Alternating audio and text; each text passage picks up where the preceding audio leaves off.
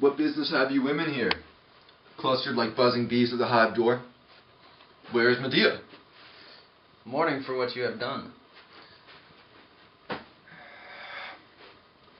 Ha! What she has done, not I. Not by my will, she and my sons are exiled. Is there another dog here?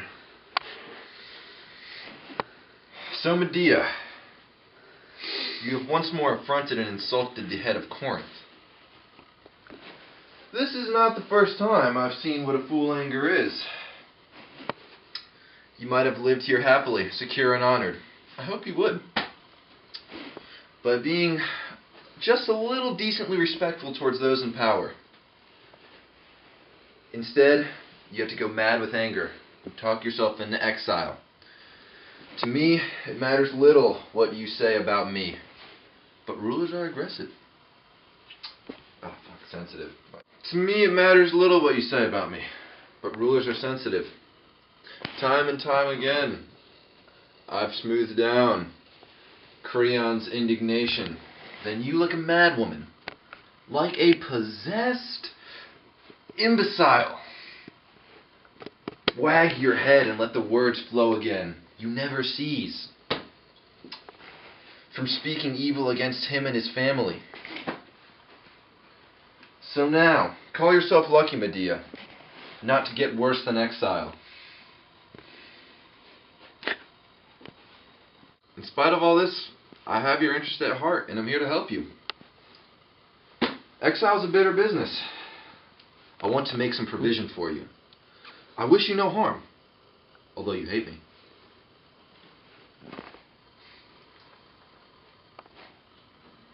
And in particular the children, my sons, our sons. You might have been decent enough to have thought of our sons. Did you consider them a part of our house? Certainly I consider them. It was my hope they would grow up here. And I, having married power, could protect them. And if perhaps, after many years, I become the dynast of Corinth, that is, for Creon's desire, to make his heir, our sons, would have been a king's sons.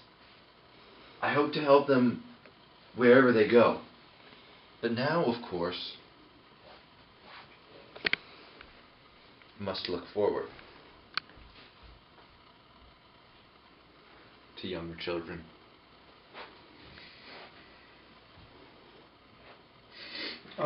It's enough. It's enough. Something might happen. It is likely that something might happen to the bride and the marriage. Oh!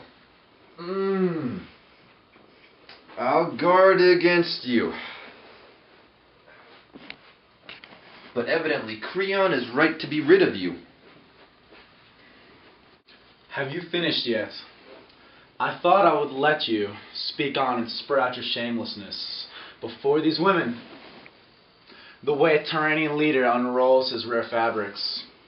Do you like it, ladies? It is the king's daughter's husband. It is a brave person.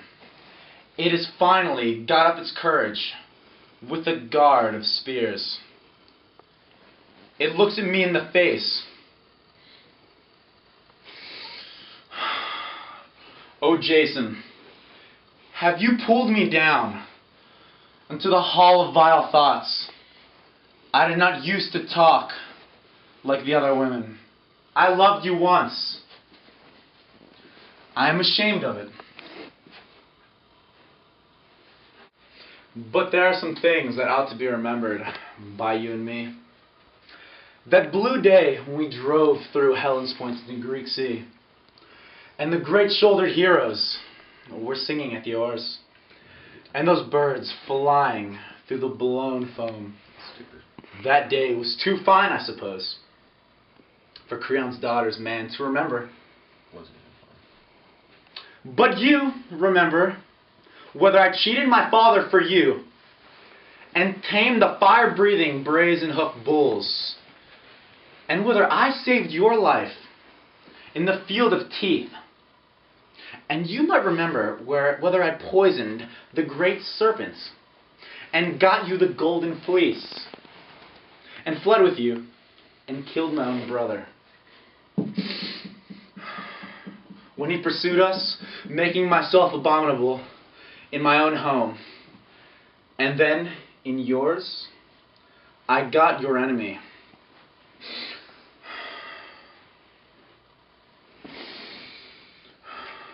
Peleus. I killed Peleus, hacked him to death, by his own daughter's hand. Whatever these fine Corinthian friends of yours may say against my rapid and tricky wisdom, you has it served. You it has served well.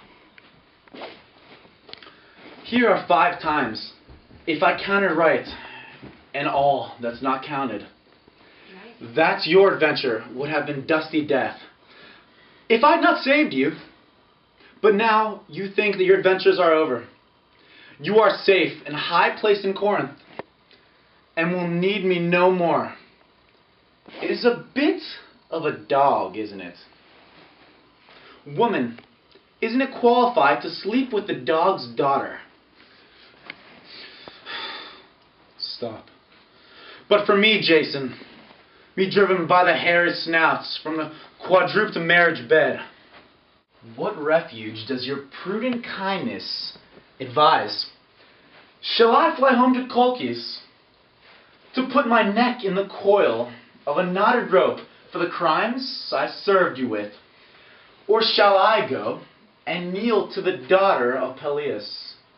They would indeed be happy to lay their hands on my head, holding the very knives and the cleavers that carved their sire.